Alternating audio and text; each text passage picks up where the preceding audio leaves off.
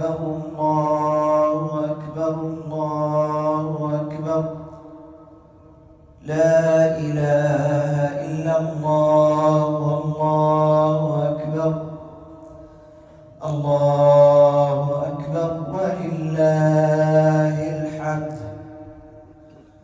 إن الحمد لله نحمده ونستعينه ونستغفره ونعوذ بالله من شرور أنفسنا ومن سيئات أعمالنا. من يهده الله فلا مضل له ومن يضلله فلا هادي له، وأشهد أن لا إله إلا الله وحده لا شريك له، وأشهد أن محمدا عبده ورسوله صلى الله عليه وعلى آله وصحبه وسلم تسليما كثيرا. يا أيها الذين آمنوا اتقوا الله حق تقاته ولا تموتن إلا وأنتم مسلمون. يا أيها الناس اتقوا ربكم الذي خلقكم من نفس واحدة وخلق منها زوجها وبث منهما رجالا كثيرا ونساء، واتقوا الله الذي تساءلون به والأرحام إن الله كان عليكم رقيبا. يا أيها الذين آمنوا اتقوا الله وقولوا قولا سديدا يصلح لكم أعمالكم ويغفر لكم ذنوبكم، ومن يطع الله ورسوله فقد فاز فوزا عظيما. وبعد، فإن أصدق الحديث كتاب الله، وخير الهدي هدي محمد صلى الله عليه وسلم، وشر الأمور محدثاتها، فإن كل محدثة بدعة وكل بدعة ضلالة وكل ضلالة في النار. The Prophet Muhammad sallallahu alayhi wa sallam has told us, لِلصَّائِمِ فَرْحَتَانِ. For the one who fasts, there are two joys. فَرْحَةٌ حِينَ يُفْطِرُ. One joy, one jubilation, one moment of exhilaration at the time of breaking fast. My dear brothers and sisters in Islam, I want you to remember the moments before the beginning of the month of Ramadan. I want you to remember the excitement at receiving the news, the announcement that Ramadan is going to begin on this day and that fasting will begin on this day. I want you to remember thinking inside your mind the first prayer, night prayer, Taraweeh prayer, I would be attending on this night. I want you to remember the preparations, the scrambling around, the planning that we did for the suhoor of our first fast during the month of Ramadan.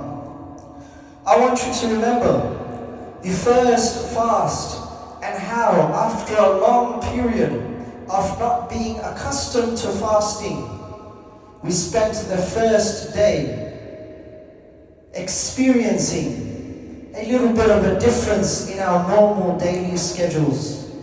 I want you to remember how the very next day Allah subhanahu wa ta'ala made our fast easier than the first, and the day after that the easier than the second, and the day after that the easier than the third, and Allah subhanahu wa ta'ala just kept on making it easier and easier for us to fast. I want you to remember that just as much as we began with zeal, and slowly our efforts, they began to dwindle. We saw a little bit of a slump in our efforts, in our enthusiasm. But I also want you to remember, just as we were thinking that we were going down, Allah subhanahu wa ta'ala, He gave us a surge of energy again. And Allah subhanahu wa ta'ala reminded us from time to time, from Friday to Friday, from the 10 days to the 10 days. And when we attended the Qiyamul Layl prayers, or the night prayers, or we came across some kind of incident that really jolted us back to reality. And I want us to remember the last few nights of the month of Ramadan, as we gave it a final push, and as Allah subhanahu wa ta'ala gave us the opportunity to earn His forgiveness and His mercy.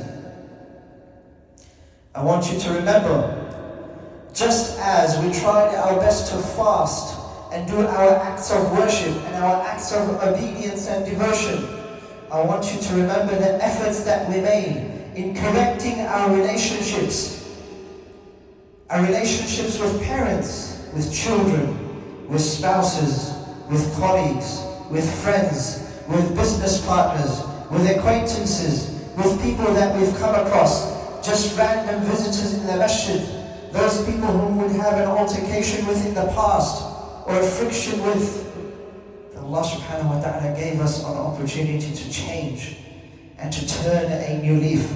I want us to remember all of this, because right in the last few nights and days of the month of Ramadan, as we gave it that final push, we remembered the sujood that we made.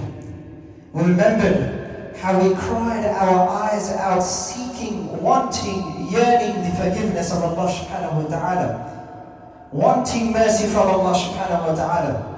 I want you to remember, as we are progressing in the final few moments of the month of Ramadan,